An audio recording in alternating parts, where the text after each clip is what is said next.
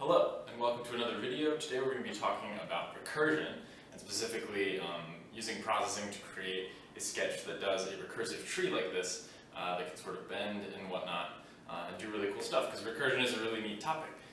So yeah, let's talk about actually what is recursion. So if you look up recursion, you can find on Wikipedia that it's defined as something that happens when a thing is defined in terms of itself. And then also you have the computer science definition, which is that it's a method of solving a problem where the solution is dependent on solutions to smaller instances of the same problem. So we have this sort of idea of defining something in terms of itself, and where it references itself or it is similar to itself in its own definition. So that's a really powerful thing. We can do a lot of cool stuff, and there you go, you have a recursive tree. Sort of looks like the one that we're going to put together.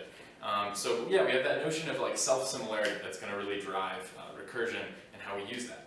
So how about a recursive tree? If you look up recursive tree on Google Images, you get a lot of results. Oh, I spelled tree wrong.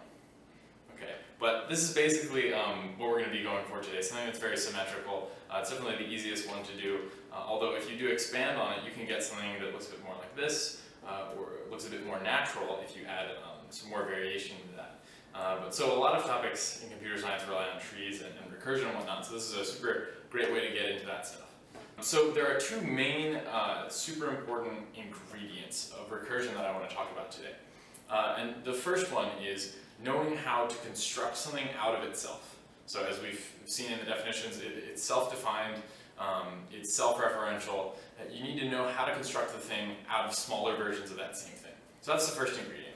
The second ingredient, especially when we're working in CS with computers, is that we need to know when to stop. So recursion, theoretically, is a thing that could go on infinitely.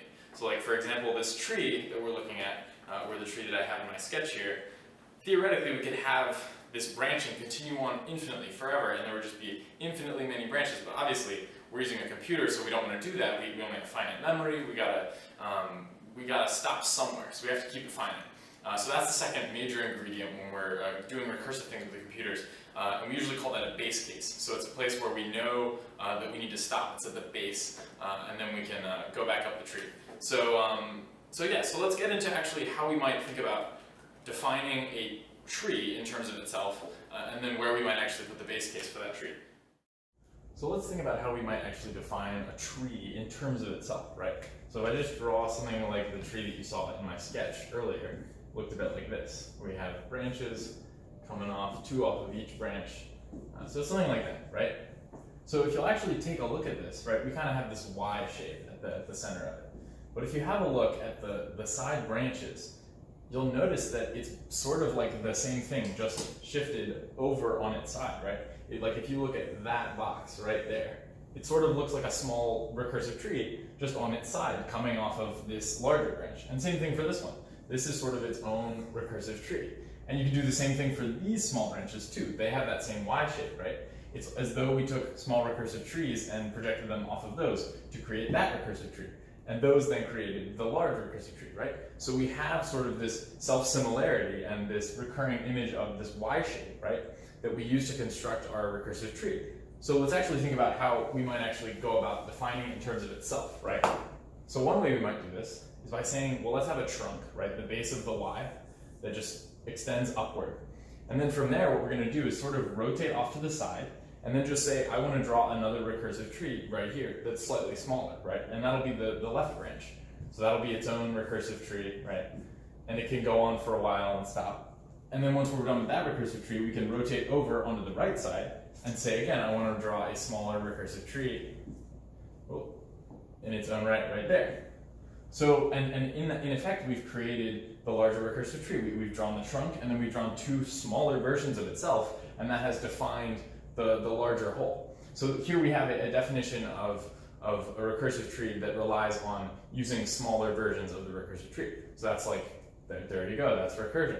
And then another good thing to know is when to stop, right? So we need a base case for when we can stop drawing these branches, because otherwise they would get very, very small, and they would keep going, and we would never know when to stop, and our computer would freak out because it would just keep doing something infinitely.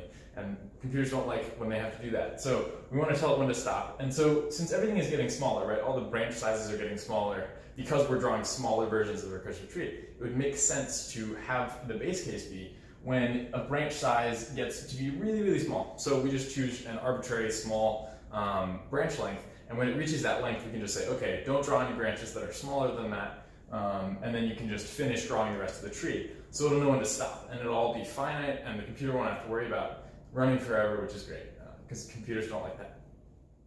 So next time we'll start getting into actually writing this in processing and creating a sketch that will generate a recursive tree, just like the one you see on screen.